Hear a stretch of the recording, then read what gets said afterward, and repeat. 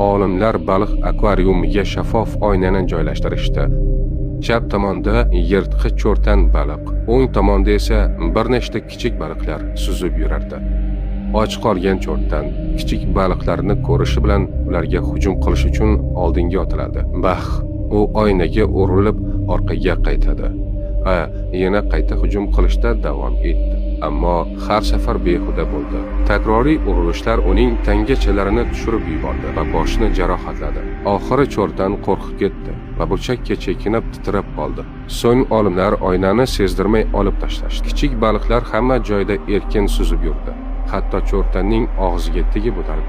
Ammo cho'rtan ularni yeyish uchun og'zini ochmadi. U och bo'lsa ham hujum qilmadi. Ongida kichik baliqlar yo'q edi. Faqat ko'rinmas devor qolgan edi. Bir necha kundan so'ng cho'rtan ovqat ichida qolib ochlikdan o'ldi. Bu cho'rtan effekti deb ataladi. Seni yo'q qiladigan narsa qiyinchilik emas, balki o'tmishdagi muvaffaqiyatsizlik tajribasi. O'sha shisha ruhiy soyaga o'xshaydi. U allaqachon olib tashlangan, lekin sen hali ham u bordek yashayapsan. Orzusi yo'lida yarim yo'lda to'xtagan inson to'liq sinab ko'rmasdan tashlab qo'yilgan loyiha. Sen buni imkonsiz deb o'ylaysan. Dunyo devorlarga to'la deb o'ylaysan. Aslida esa bu devorlar faqat ongingda mavjud. Yana bir bor urilib ko'r.